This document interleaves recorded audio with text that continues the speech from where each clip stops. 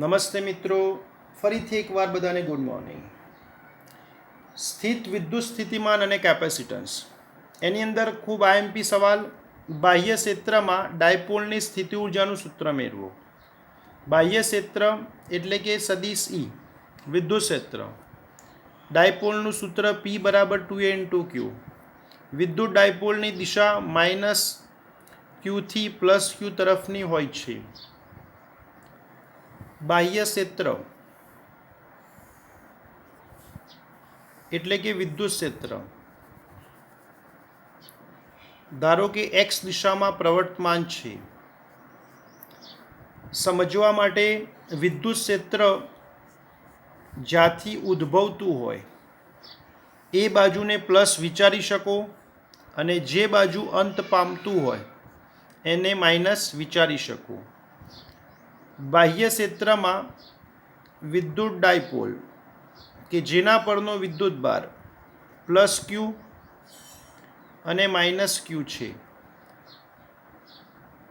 બે વિદ્યુત ભાર વચ્ચેનું અંતર 2A. વિદ્યુત ડાયપોલની દિશા આપણે ભણી ગયા માઇનસ ક્યુથી પ્લસ ક્યુ તરફની હોય છે. બે સદિશ રાશિ વચ્ચેનો ખૂણો એટલે કે થીટા, સદિશ P અને સદિશ E વચ્ચેનો એંગલ થીટા. ડાયપોલના મધ્ય બિંદુથી એટલે કે O થી પ્લસ ક્યુ સુધીનું અંતર A હોય તો કાટકોણ પ્રમાણે વિચારીએ તો આ ઘટક બને A cos થીટા. તે જ રીતે O થી માઇનસ ક્યુ સુધી વિચારીએ તો આ ઘટક બને માઇનસ A cos થીટા, કારણ કે આ ડિસ્ટન્સને માઇનસ A લીધેલું છે. બીજી એક બાબત કે આ પ્લસ વિદ્યુત ભાર અને આ માઇનસ વચ્ચે પ્રેમ હોય છે. તે જ રીતે આ માઇનસ અને આ પ્લસ વચ્ચે પણ પ્રેમ હોય છે. ભૂતકાળમાં આપણે એક ટોપિક ભણી ગયા નિયમિત વિદ્યુત ક્ષેત્ર અથવા વિદ્યુત ક્ષેત્રની અંદર જ્યારે વિદ્યુત ભાર મૂકવામાં આવે તો તેના પર લાગતું બળ, તો આ તરફ એક બળ લાગે કે પ્લસ વિદ્યુત ભાર પર લાગતું બળ વિદ્યુત ક્ષેત્રની દિશામાં સદિશ F બરાબર પ્લસ Q × સદિશ E. તે જ રીતે માઇનસ ક્યુ વિદ્યુત ભાર પર લાગતું બળ આ દિશામાં સદિશ F2 = માઇનસ ક્યુ × સદિશ E. પ્લસ વિદ્યુત ભાર હોય તો ક્ષેત્રની દિશામાં વિદ્યુત બળ અને માઇનસ વિદ્યુત ભાર હોય તો ક્ષેત્રની વિરુદ્ધ દિશામાં બળ લાગે છે. તો નેટ ફોર્સ એટલે કે F1 + F2 તો QE - QE = 0. આ બાબત ચેપ્ટર નંબર 1ની અંદર નિયમિત વિદ્યુત ક્ષેત્રમાં વિદ્યુત ડાયપોલ પર લાગતું પરિણામી બળ 0 હોય છે, જે પહેલાં પણ જોઈ ગયા.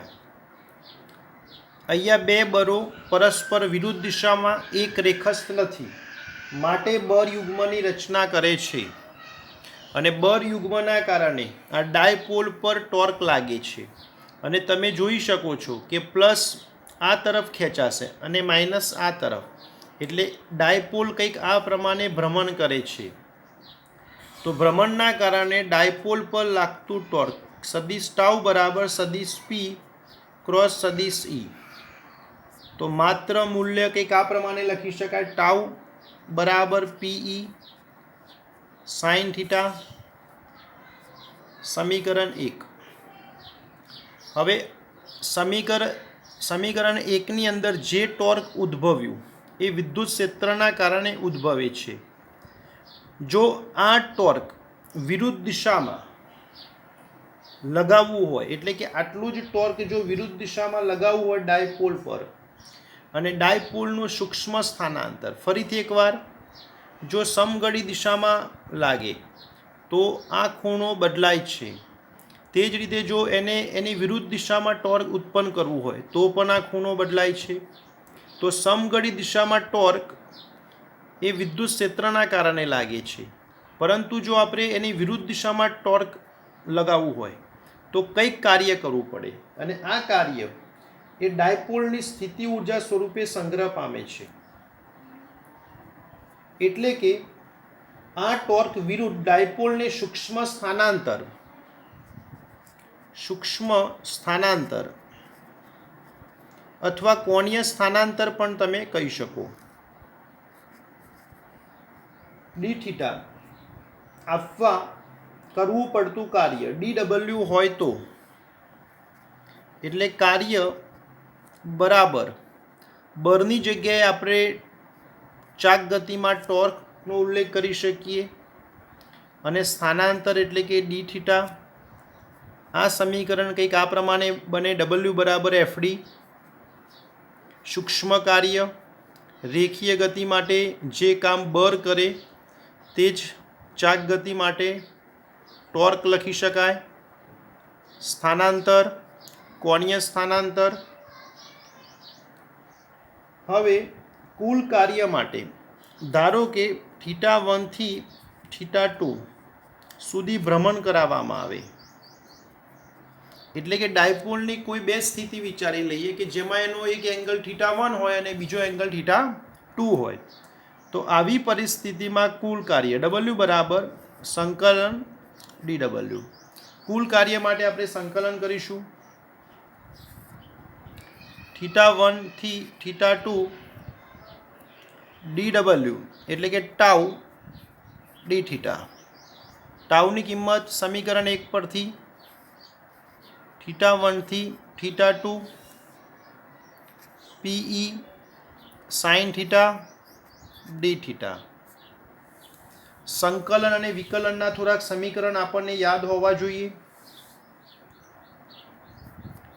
તો w બરાબર pe અચર હોવાથી, કારણ કે ડી થીટા પાછળ આપેલો છે એટલે કે માત્ર થીટામાં જ ફેરફાર થાય. સાઇનનું સંકલન માઇનસ કોસ થીટા લિમિટ θ1 થી θ2. જેમ મને યાદ રહી ગયું સાઇન થીટાનું સંકલન માઇનસ કોસ થીટા, તેમ તમને પણ યાદ રહેવું જોઈએ.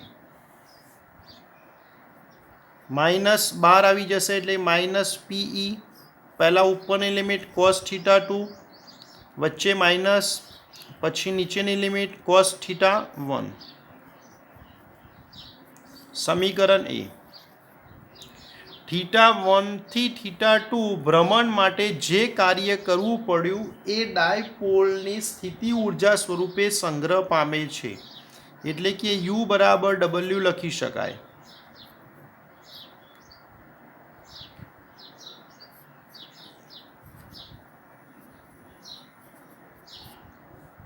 u બરાબર w બરાબર માઇનસ pe કૌંસમાં cos θ2 માઇનસ cos θ1.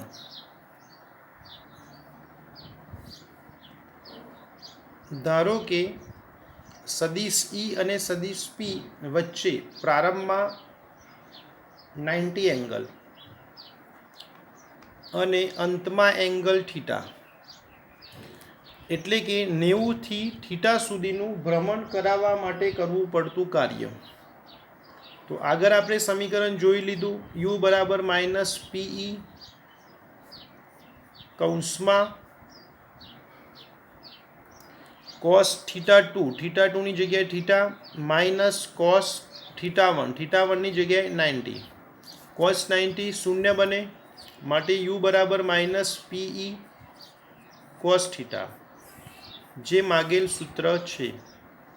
ભવિષ્યમાં આપણે ચુંબકીય ક્ષેત્રમાં આ જ પ્રમાણે પણ સૂત્રને કંઈક આ પ્રમાણે લખી શકાય: u બરાબર માઇનસ m b cos θ, જે પછીના ચેપ્ટરમાં આપણે જોઈશું. બે સદિશોનો અદિશ ગુણાકાર યાદ કરો. સદિશ a ડોટ સદિશ b બરાબર ab cos θ. તો આ સૂત્રને આ પ્રમાણે પણ લખી શકાય: u બરાબર માઇનસ સદિશ p ડોટ સદિશ e.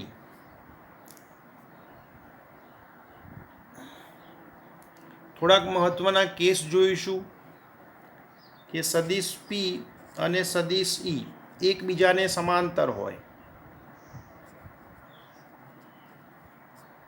હવે આવી પરિસ્થિતિમાં એંગલ બને 0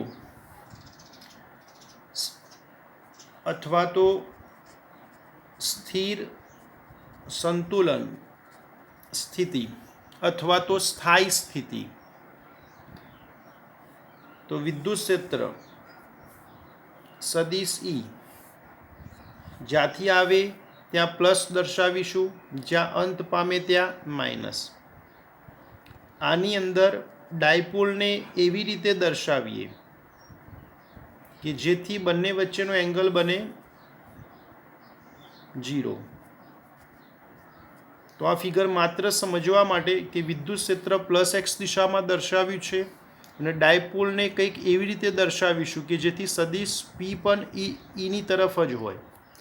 હવે થોડું ડીપમાં વિચારીએ કે આ પ્લસ અને આ માઇનસ વચ્ચે પ્રેમ, આ માઇનસ અને આ પ્લસ વચ્ચે પ્રેમ, જેથી સ્થિર પણ કહી શકાય, સ્થાયી પણ કહી શકાય. અને જોઈ શકાય છે કે સદિશ પી અને સદિશ ઈ એકબીજાને સમાંતર, એંગલ 0. તો આવી પરિસ્થિતિમાં સૂત્ર પરથી ગણી શકાય u બરાબર માઇનસ પીઈ કોસ 0. કોસ 0ની કિંમત 1 બને, તો u બરાબર માઇનસ પીઈ. આને મહત્તમ ઋણ સ્થિતિ ઉર્જા પણ કહી શકાય અથવા તો જાણીતો શબ્દ લઘુત્તમ સ્થિતિ ઉર્જા.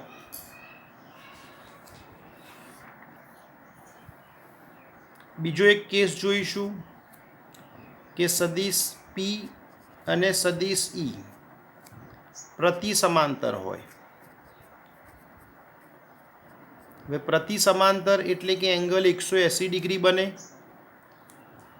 તો વિદ્યુત ક્ષેત્ર સદિશ ઈ જ્યાંથી ઉદ્ભવતું હોય ત્યાં પ્લસ બતાવી શકાય, જ્યાં અંત પામતું હોય ત્યાં માઇનસ. આની અંદર ડાયપોલ એવી રીતે દર્શાવીશું કે જેથી બંને વચ્ચેનો એંગલ 180 બને. તો આ સદિશ ઈ અને આ સદિશ પી, તો એંગલ બન્યો 180 અથવા તો પ્રતિ સમાંતર અથવા તો વિરુદ્ધ દિશામાં. હવે ધ્યાનથી તમે જોઈ શકો કે આ માઇનસ અને આ માઇનસ દુશ્મની, આ પ્લસ અને આ પ્લસ દુશ્મની, જેથી હવે સ્થિર શબ્દ ન લખાય, અસ્થિર અથવા તો અસ્થાયી શબ્દ તમે લખી શકો. તો આ પરિસ્થિતિમાં સ્થિતિ ઉર્જા u બરાબર માઇનસ પીઈ કોસ 180. કોસ 180 -1 બને, માઇનસ માઇનસ પ્લસ એટલે કે પ્લસ પીઈ, જેને મહત્તમ સ્થિતિ ઉર્જા કહે છે. પરીક્ષામાં પૂછાય કે મહત્તમ સ્થિતિ ઉર્જામાં સદિશ પી અને સદિશ ઈ પ્રતિ સમાંતર, એંગલ 180, આ જે પણ પોઈન્ટ દર્શાવ્યા એ બધા જ એમસીક્યુમાં પૂછાઈ શકે.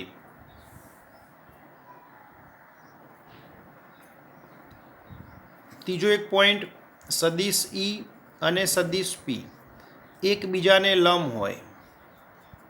તો આમાં કોઈ રોકેટ સાયન્સ નથી, આમાં સીધે સીધું જ રહેશે કે થીટા બરાબર 90 મૂકીશું, તો u બરાબર માઇનસ પીઈ કોસ 90, કોસ 90 0 એટલે કે સ્થિતિ ઉર્જા પણ 0. આખો વિભાગ એમસીક્યુમાં પૂછાઈ શકે, એટલે સારી રીતે તૈયાર કરીશું આપણે. અલગ અલગ રીતે પૂછાઈ શકે.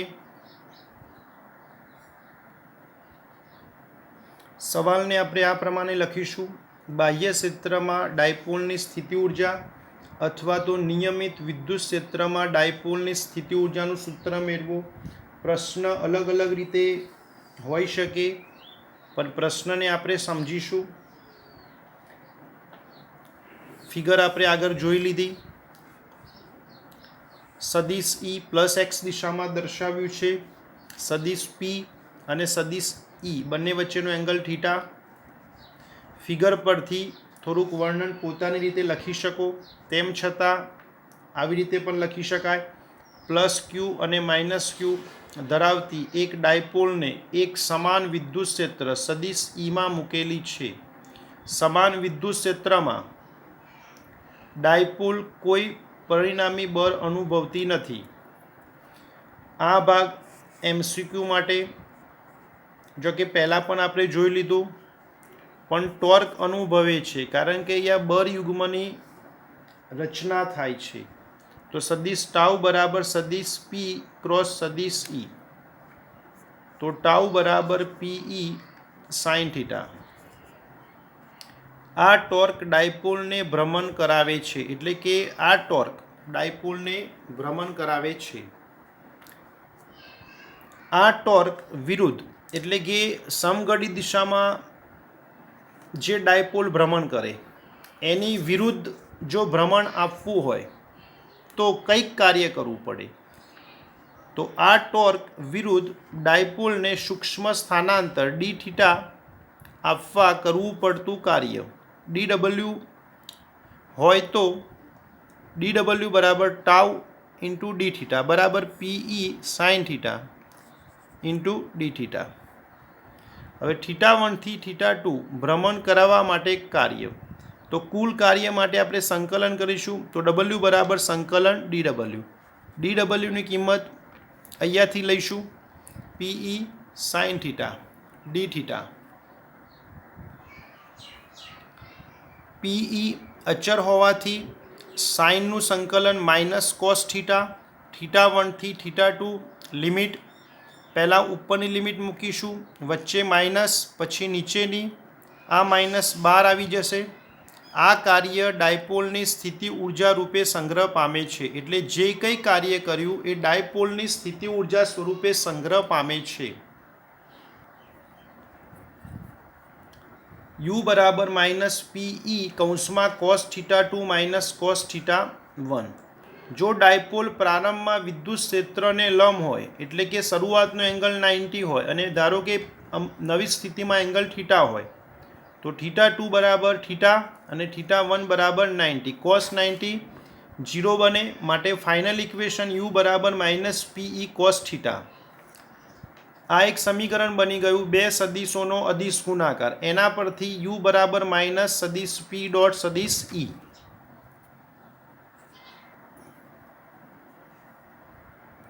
સ્થિર સંતુલન સ્થિતિ અથવા તો સ્થાયી શબ્દનો પણ ઉપયોગ કરી શકો. આ પરિસ્થિતિમાં સદિશ E અને સદિશ P એકબીજાને સમાંતર, એટલે કે એંગલ 0. તો કોસ 0 1 બને, એટલે કે માઇનસ PE. આ માઇનસનો મતલબ થશે મહત્તમ ઋણ અથવા તો સ્થિતિ ઉર્જા લઘુત્તમ હોય છે. બીજો કિસ્સો શૂન્ય ઉર્જા માટે સીધે સીધું θ બરાબર 90 વિચારો, એટલે કે સદિશ E અને સદિશ P એકબીજાને લંબ હોય ત્યારે. તો θ બરાબર જો 90 મૂકીશું તો કોસ 90 0 બને, એટલે કે સ્થિતિ ઉર્જા 0. સીધે સીધો પોઈન્ટ છે. અસ્થિર અથવા તો અસ્થાયી સંતુલન સ્થિતિ. તો આ પરિસ્થિતિની અંદર સદિશ E અને સદિશ P એકબીજાને પ્રતિ સમાંતર અથવા તો એકબીજાની વિરુદ્ધ દિશામાં હોય ત્યારે θ બરાબર 180 મૂકીશું. θ બરાબર 180 મૂકવાથી કોસ 180 માઇનસ 1 બને, માઇનસ માઇનસ પ્લસ, એટલે કે પ્લસ PE. તો મહત્તમ સ્થિતિ ઉર્જા. આ ત્રણ કેસ પરથી વારંવાર MCQ પૂછાયેલા છે, જે હવે આપણે આગળ જોઈશું. હવે આ ટોપિકની અંદરથી સિમ્પલ સવાલો નીટ, ગુજકેટ જેવી પરીક્ષાઓમાં પૂછાયેલા છે. પ્રેક્ટિસ માટે આપણે 2-5 સવાલો જોઈશું.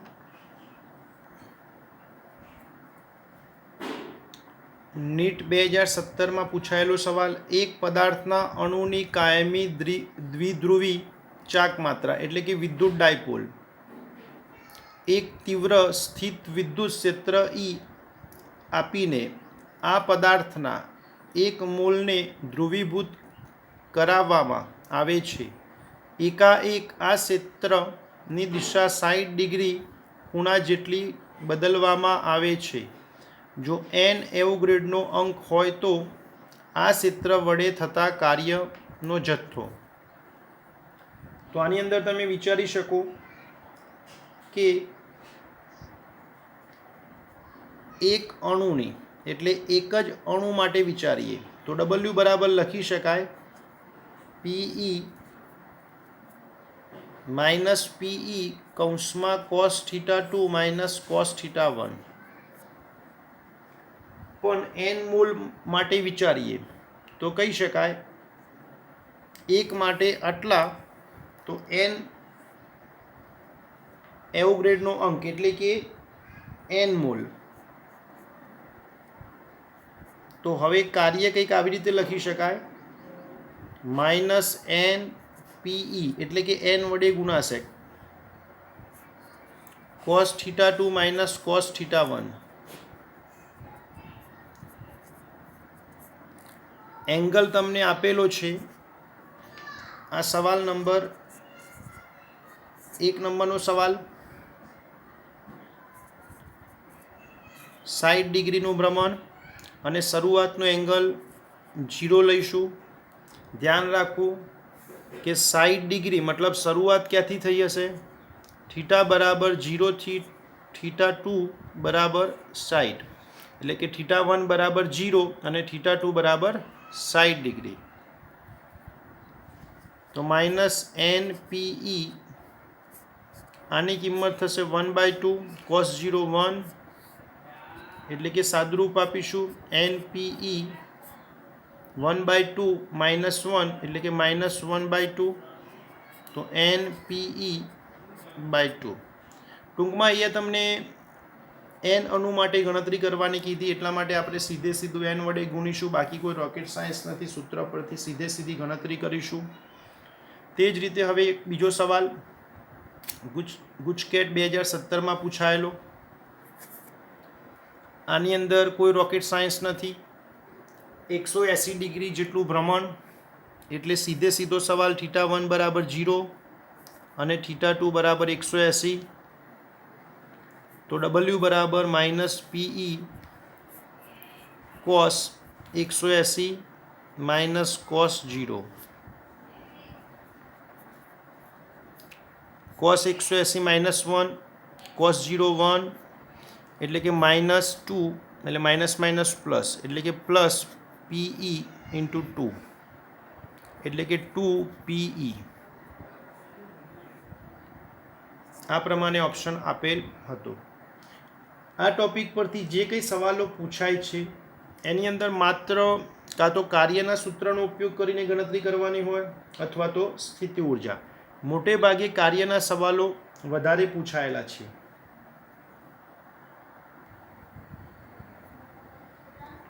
બે બિંદુઓ P અને Q પાસે વિદ્યુત સ્થિતિમાનનો અનુક્રમે 10 વોલ્ટ અને -4 વોલ્ટ છે. તો 100 ઇલેક્ટ્રોનને P થી Q પર લઈ જવા કરવું પડતું કાર્ય. તો વિદ્યુત સ્થિતિમાનની વ્યાખ્યા પરથી સવાલને સોલ્વ કરી શકો. ડેલ્ટા V બરાબર W/Q. તો W બરાબર Q ઇન્ટુ ડેલ્ટા V. હવે Q એટલે કે વિદ્યુત ભાર.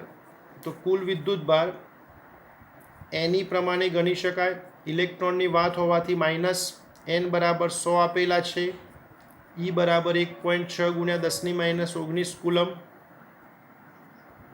તો 100 ગુણ્યા 1.6 ગુણ્યા 10⁻19. બીજું ડેલ્ટા V એટલે શું? વિદ્યુત સ્થિતિમાનનો તફાવત અંતિમ માઇનસ પ્રારંભિક VQ માઇનસ VP. કારણ કે P થી Q જવાની વાત કરી એટલે કે અંતિમ બિંદુ Q અને પ્રારંભિક બિંદુ P એટલે કે VQ માઇનસ VP.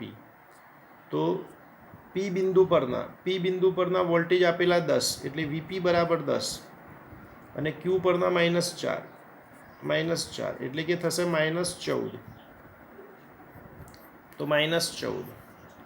તો આનું સાદુરૂપ આપવાથી 2.24 ગુણ્યા 10⁻16 જૂલ.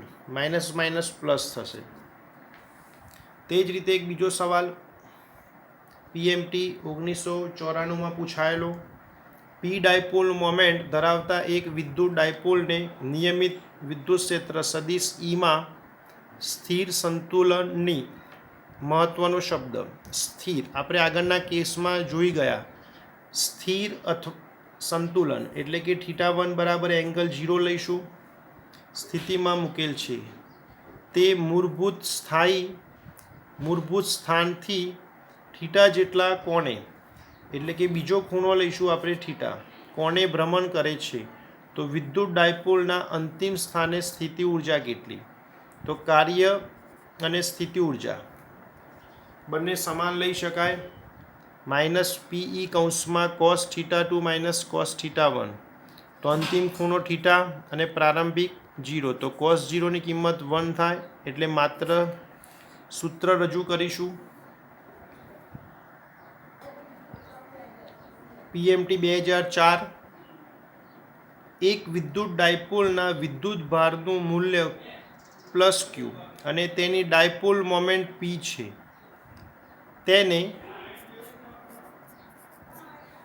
નિયમિત વિદ્યુત ક્ષેત્ર ઈમાં મૂકવામાં આવે છે જો તેની ડાયપોલ મોમેન્ટ ક્ષેત્રની દિશામાં, આ મહત્વનો શબ્દ, ક્ષેત્રની દિશામાં એટલે કે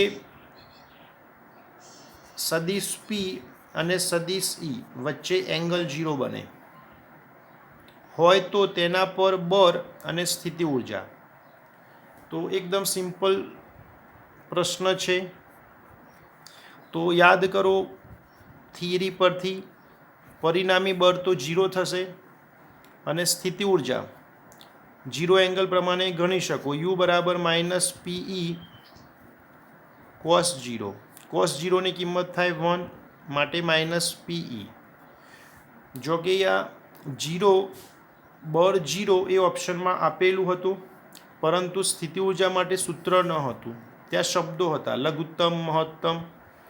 તો યાદ કરો થીટા બરાબર 0 હોય તો એ પરિસ્થિતિમાં યુ બરાબર માઇનસ પીઈ બને, તો આ માઇનસ માટે આપણે શબ્દ વાપરતા લઘુત્તમ સ્થિતિ ઉર્જા. તો જવાબ બને 0 અને સ્થિતિ ઉર્જા માટે લઘુત્તમ.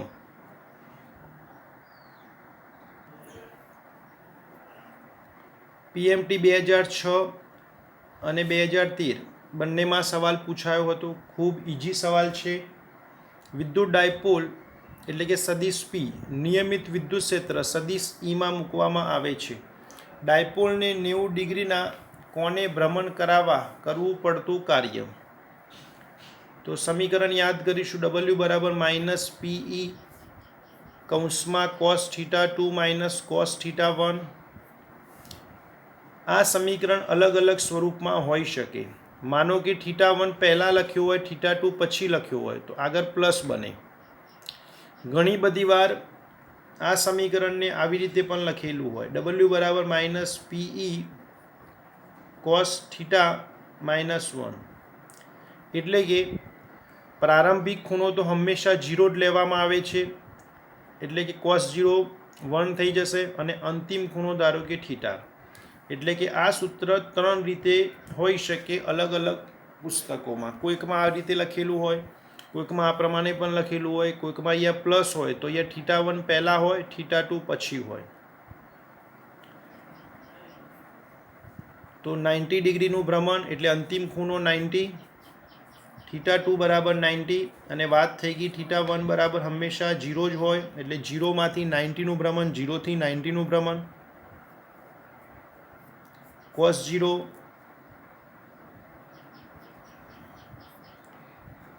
0 1 બને, cos 90 0 માઇનસ માઇનસ પ્લસ એટલે કે પ્લસ પીઈ